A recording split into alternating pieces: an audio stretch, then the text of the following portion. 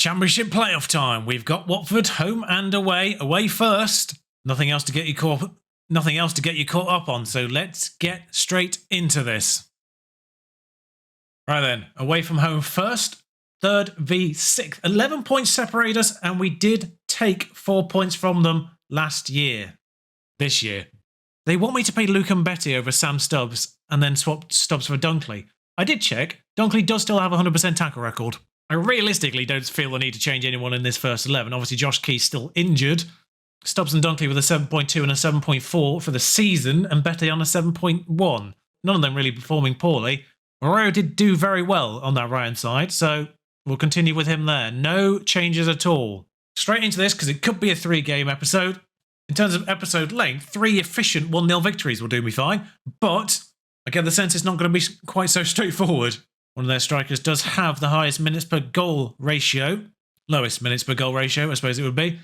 That might be because it's not a starting player, I now notice. Does explain why I have the lowest minutes per goal, but not on the highest goal scoring list. Norwood. Just gives it straight to them. Fernandez, though, intercepts their woeful pass. Loser is playing for them. Stop passing it to him. Norwood. I don't know what Loser's doing on their side, but he does seem to be bamboozling our players. Perkins, though, gone straight through the middle. Ball's found him. That's the kind of chance he's been finishing. A corner for us. And their player has realised the dummy for the short corner and decided to go back into the box. Fernandez might still be onside here. He's hoofed it back in, and that's not a good idea. We don't have the tallest players. Perkins should have done better with that chance. Getting out of the away leg with a draw, fine by me. Sanchez puts this ball in, and we hate set pieces. Dennis is going to get this. Close him down. That'll be nice. Great tackle. Gone straight back to them. Football Manager. Gone back to Loser again. They put it in from left back and caught napping. Of course, that all stemmed from an excellent tackle here, which went straight back to them. It was just before the highlight started. That's annoying. I don't know why he's saying Sam Stubbs is at fault for that. It kind of went between the two defenders. There's not a lot Stubbs could have done. He was on the far side of him anyway. If anything, it's more Dunkley's fault as the defender in between the assister and the striker. But Stubbs has been faulted for it. I would like a little bit more transparency in Football Manager about things like that.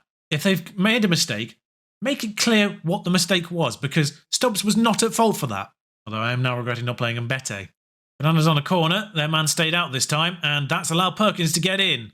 1-1. I'm surprised he doesn't score more of those. He is the tallest player on our team. But seeing it from a different angle now, there's Perkins running onto that. Bam, straight in. Momentum. 1 minute into the second half, that's what we needed. Arroyo, Perkins. Out to Fernandez. I can't remember if the away game in the league was 0-0 or 1-1, but it was a draw. Arroyo again. Arroyo's everywhere in this highlight. He's got Fernandez in. That's going to be pulled back, I imagine. Jay, what's he doing? A penalty's been awarded. Dennis put his hands on Jay illegally. We'll call the police. Don't give a penalty. Jay likes that corner. The goalkeeper goes that way every time, but he scores every time. The only person to miss a penalty for us this year, I think, has been Tyler Morton when Jay wasn't playing. But he's gone the same way as his penalty he scored in the last episode. And he's also put it on the goalkeeper again. 2-1 to Exeter now. I mean, I say I'll take a draw. I'll definitely take a win. Kamara throws it to Solly March. Alaranda, Fernandez has been sent off. Fernandez, of all people. Well, that's problematic. I think I'll leave Jay as attacking, but I'll bring back the inverted wing backs. Don't really see much to do here other than maybe move Beerith across a bit. We've got Norwood as a box-to-box on that right-hand side as things stand already, so he should possibly sort of drift into those positions. That maybe we should go Segundo Volante on the 2, pull them both back. Arando goes close. In fact, that might be a sensible thing to do. Just block out that defence, have those 2 defensive midfielders be that little bit wider, and that sort of helps cover those fullbacks, particularly, obviously, the more exposed right-back. Ganvula coming forward. The bigger problem, of course, is losing Fernandez for the next leg more than anything. As a double yellow, I suspect it's only going to be 1 game. Arroyo, careful. And we're going to have to obviously also consider, I very rarely take off centre-backs, but Stubbs on a 6.1 and he is booked. Arroyo's on a 7 and booked. Perkins had that one clear. Try to make a substitute there. It's not happened. Vandenberg, easy tap in for Solly March. Counting, apparently. Arroyo's tired. Navarro on and Bete on. Don't know why he's making me do that. Third substitution, Beerith for Jordan Rhodes. Experience up front. Calm, collected, please. Perkins is absolutely knackered, but not a lot I can do about that. Okay, we see it out 2-2. Crisis semi-averted. Yeah, it is just the one match, so he'll be back for the final if he get there. West Brom get the better of Sunderland. 2-2 away with West Brom recently. Lost 3-0 at home. But that was at the beginning of the season. Oh, we actually get to find out who the opponent will be if we get past first anyway. So, West Brom, Sunderland, West Brom do the business. I think the FA Cup's happening now in the background. Liverpool win on penalties. Now it's up to us to book our place at Wembley. Just going to punish Stubbs for that one performance, and that's it. No other changes. Obviously, Tommins for the suspended player. Interesting they've started with a different striker, though. Alorando on the bench. Just call that as I clicked away from it. Ganvula and Pissetto starting this match. Ethan Laird, of course, a player for us once upon a time at York. Asprilla puts this ball in. Pissetto scores. That might be why he's starting then. He looks relieved to have found his scoring touch. Oh, for God's sake. Is that his first goal in like 10 games or something? I'm pretty certain one of the Stoke players had that when they scored last episode. Football Manager continuing to be Football Manager, it seems. Pissetto, couldn't miss them there. 40 minutes nearly played of this game, and we're barely in it, which is the interesting part. I've not, good God, could that tackle have got any closer to causing a penalty? They've gone close again. We've barely been in it, which is uncharacteristic, and a really poor time to be having this kind of performance. Arroyo with a throw-in on our own half. Tom Ince. Didn't realise it was our own half for a second there, just because we didn't see a single highlight for us in the first half. Oh good, he's just walked into their player and given the ball to them. Logic. Pissetto heads on, but Fruta will obviously gather that one. Doesn't pick it up. Dunkley. Mbete to Norwood. More ball-playing defender, of course, is Mbete. Back to Arroyo. Out to Tom Ince. Morton. At least we're not passing it directly to him and Loser this time. I think that's his first name anyway. Ince finds Perkins' run. This is the bread and butter for us. He's gone round the goalkeeper. That's a goal. That's 1-1. That's what Sonny Perkins normally does in that situation. That's what he's done this time. Jaded my arse. That's the run we expect from Sonny Perkins, and that's the kind of movement we expect for him to finish it off. Bazanu made the mistake of coming out of his goal. Sonny Perkins punishes him. That's a difficult sentence to say. Norwood, inwards to Glodion Gonda. Not in a position to shoot, thankfully. Norwood, and Gonda again. He's gone from distance. It's a good shot, really. Corner has drawn the attention of their defender. We punished them from one of these recently. Safe hands from Bazanu.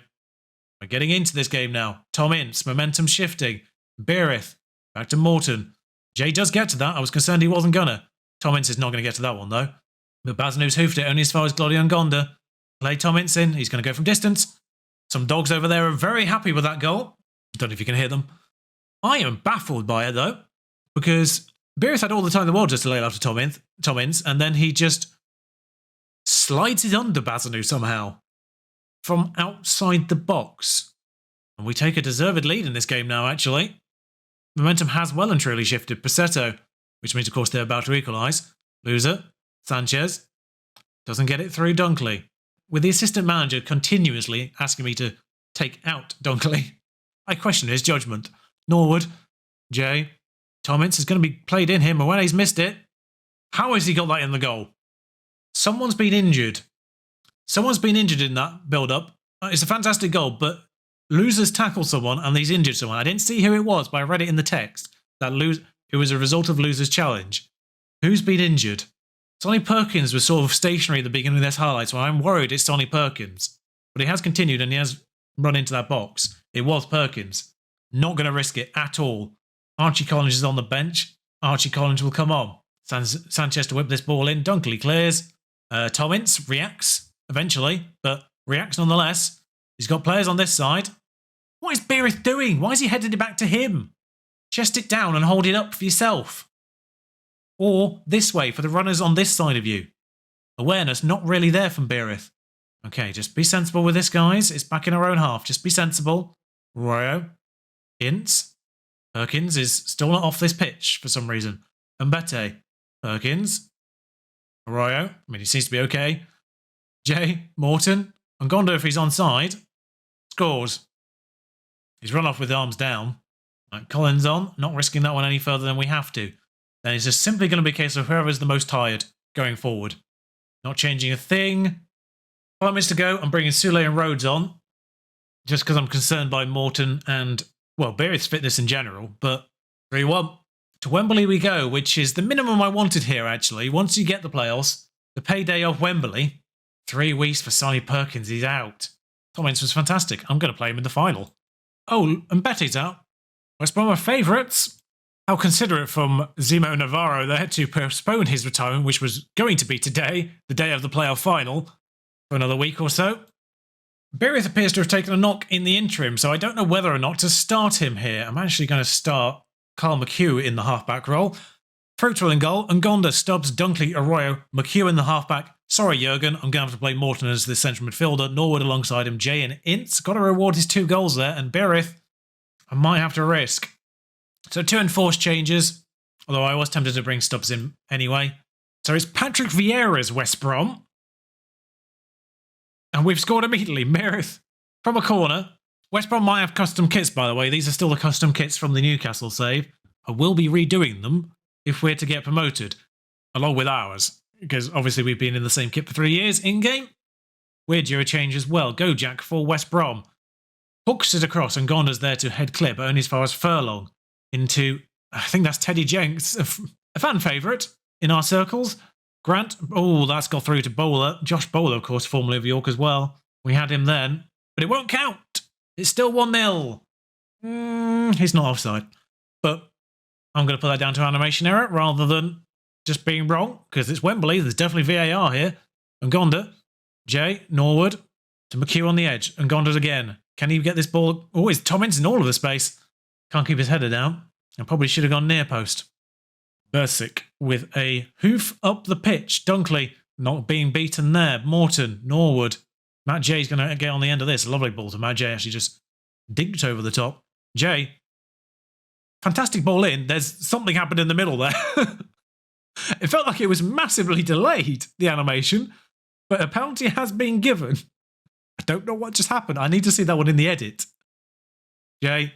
Oh, he's gone a different side this time, but he's also beaten the goalkeeper, despite the fact the goalkeeper's gone the right way again. It's 2-0 Exeter, 15 minutes gone, and I'm still nervous.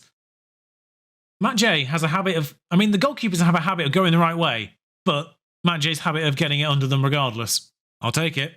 Wendell has fouled someone there, seemingly. Matt Jay, it's in his range. We've not scored a direct free kick all year. Still not. If we're to get promoted here, I have no idea what the transfer policy is going to be. Because I have no idea how much money we're going to get. No idea what the wage bill we're going to have. There's very much going to be a case of raiding the championship, I imagine, of their value players. Not their best players, their value players. Morton to Ince. Jay. And also maybe loan... Oh, God, it's 3-0. And maybe loaning players internationally as best we can. Obviously, 2 Premier League loans in the... Well, 2 domestic league loans in the Premier League. Can't rely on getting 4 or 5, as we have done in the past 3 years. Jay doubles his tally. I mean, he's turned up, largely absent, but he's turned up now. Also, shout out to getting Berith a goal in the first minute when he wasn't so tired. He's going to have to come off probably sooner or later, and if we can make this 4-0 by the time he gets on the pitch, that would be nice. But West Brom have got the ball now. Bowler has got Bruce Larson in, and that's a fantastic goal.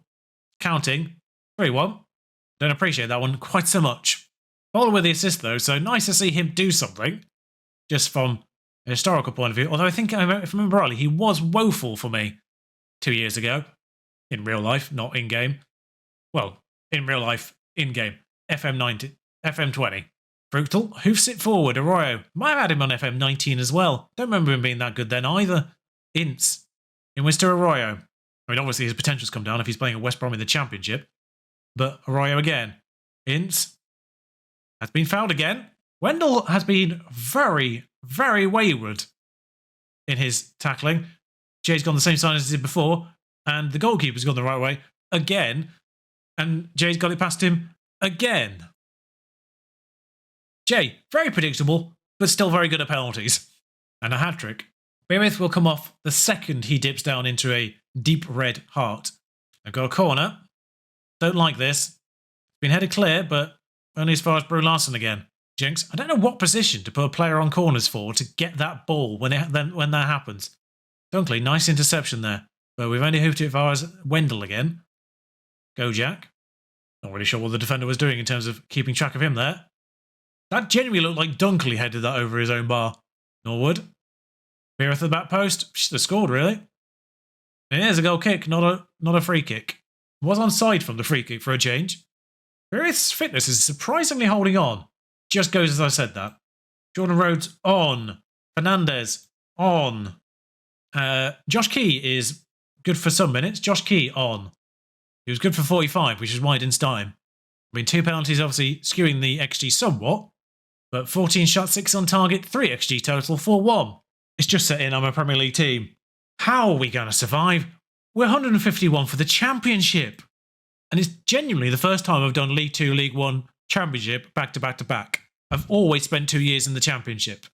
Genuinely the first time I've done triple back-to-backs in any set of leagues.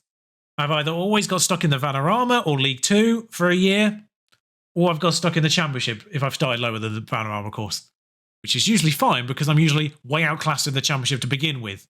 I'll tell you what, 26.7 million is more than I was expecting.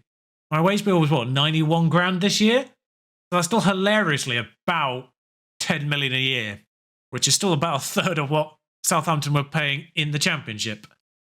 Unbelievable promotion. Yeah, not bloody surprised. You can raise fitness concerns all you like. Majay was also the assist for the Beereth goal as well. Actually, I'm just very intrigued because the finances might be adjusted already for that. We've somehow minus 1.8 million. Oh, bonuses have happened. We appear to have not received gate receipts yet, though, for that match. We paid out 1.8 million for finishing third. And this is why I didn't do any deals before now, because I didn't know what level I'm going to be preparing for. Also, didn't have any money to use for them. Matt J wants a new... Didn't you sign one at the beginning of the year? No, you didn't. Okay. Just... Stubbs, can you deal with Matt J for the time being? Thank you. I want the end of season stuff first, please. Then I'll deal with you, Matt. All right, end of season. We'll rattle through this quickly as we can. Gordy and Gonda, the best £170,000 I've ever spent. Fruitals ended up with a 7 rating for a goalkeeper. Not bad. Betty and Morton back on loan. Betty and Morton counting in as a new arrival because they let them go and then brought them back rather than just continuing the existing one, which is why Beereth and Perkins don't exist here. Fernandez, 4 start, you may recall that. Got himself to nearly a 7. 10 assists, 6 goals, 30 starts. Hasn't cost me 3.5 million yet, so I don't know why he's saying that. Everyone else just sort of good. Obviously, it's an A+. The stadium, also rightly so, top 3 teams get promoted, but biggest win, 5-1 over Nottingham Forest. The match to remember was the 2-1 against Nottingham Forest, which we scored in the 94th minute. Sure. And Gonda's goal against Watford, which I think you saw. No new sponsorship deals, although they have gone up. Prize money's gone down because we haven't received the prize money yet. And for some reason, our matchday commercial and retail has gone down, but everything else has gone up. Broadcast revenue massively up. Best 11 does see Zemo Navarro right back, not Key for some reason. Also sees Archie Collins in the midfield over Norwood. Bit embarrassing for Norwood. Tomin's also in there over Fernandez. They did end up playing 31 games. Beereth starts up front. Record high. Dunkley's average record is a Sky Bet Championship record for the game by 0.03. Players inducted into the best 11. Dunkley straight in defence. Josh Key, Tom Ince, Soulé arrive in the team. No Fernandez yet. McKee's in at right back. Not best right back for the league, but best right back for the team now. And Soulé is actually there as a starter too. Well, unsurprisingly, fight bravely against relegation. Expand Stadium is in the 5-year plan. Interesting. I was intrigued by that. Is there anything worth removing out of this? Defensively solid? I'll accept it. We all know it's going to be tough for us next season. I know we'll probably come down. That's fight bravely, isn't it? Yeah, good. Ooh, we get some staff. Dunkley is the Championship Player of the Year. Perkins is Young Player of the Year. They both ended on 7.43. And I get Manager of the Year. Expand Stadium is now an option. I didn't think we could expand the stadium because I've never had this as an option yet. Because we don't own the stadium, I didn't think we could expand it. So maybe we can stay at St James's Park after all. It was only rebuilt in 2019. Only 4,000 seated, 5,000 seated. I've obviously not improved anything over the years because we haven't had any money to improve any facilities. Still 1.8. Where's the Wembley money? Surely we got money for Wembley. And it's definitely this month. That's a youth player, by the way. Don't be excited by a player joining Exeter. Not a starter, but he had potential. So inexplicably, we're playing at the Den next year. 20,000 seater. Obviously, Brighton are going to be in the Premier League with us. Bournemouth are going to be in the Premier League still. They've survived. Why aren't we playing at St Mary's? Surely that's nearer. Well, heck, Ashton Gate would have seen us. 27,000 seats as well. That's bigger. Surely Bristol and Southampton are nearer than London. Just want to check if he got through those games unscathed. Tackle completion ratio 100% from Che Dunkley. 27 successful tackles out of 27 attempts. 5 key tackles as well. Betty did have more key tackles, but less tackles actually completed. Somehow. The average ratings you can see down there: Dunkley, Perkins, Key, Stubbs, Beereth, and Gonda. Very much a surprise. Mbate, Ince, J, Frutal. Fernandez picked up, is what I will say. Not great at completing crosses. Might be the highest key passer, actually. Third highest key passer behind Matt J and Tom Ince, the other wingers. That's unfortunate. Out of forward players, Ferrucilli completed 93 passes per 90 minutes out of basically 100 attempted, 99 attempts. So he only failed 6 per 90. That's got to be based on minutes played, surely. He only started 7 games. That's mad. Out of the forward players, Fernandez was the best passer. I don't want to waste too much time on this, but you can see here chances created as well. Goals scored. Matt J with the most goals because he got 3 in the final. Perkins, Beereth both on 15. Tom Ince with 10 in the end. Collins and Fernandez both with 6. Fernandez picking things up in the second half, of course. And a bunch of people with 4, 3, 2, and 1. Assist-wise, Tom Ince just nipped that as well with 11. Fernandez with 10. Perkins with 9. Beereth, J, 7. And again, going down, spreading out a little bit more. So going into next year, the only person I expect to be a starting player is Julian Fernandez. Not necessarily because I think he's good enough, but because he's the only player good enough that belongs to us. That means I don't have to look at that position. Every other position needs an upgrade for the Premier League. Fernandez is the only person that belongs to us that is championship level, according to the ratings. Perkins is the other one. I think Morton is regarded as championship level. Don't think even Beereth is considered championship level. Everyone else is regarded League 1 level. So Stubbs, Dunkley, Norwood, Matt J, of course. I expect them to still be all here next year, but as the rotation options, same with Arroyo, same with Ngonda, same with Josh Key, same with Fruchtel as well, for that matter. Improvements in literally every other position are needed. What I can get with 27 million, dunno. And here I was thinking that building for the Championship was a stressful transfer window. Admittedly, a little bit more wiggle room, but the reputation is going to hold me back still massively. Financially, a lot more room. Reputation-wise, still no more room, really. So, this is going to be fun. Thank you for watching. Like, comment, subscribe. I'll see you in the Premier League. Until then, ta-ra. I should be more excited by this.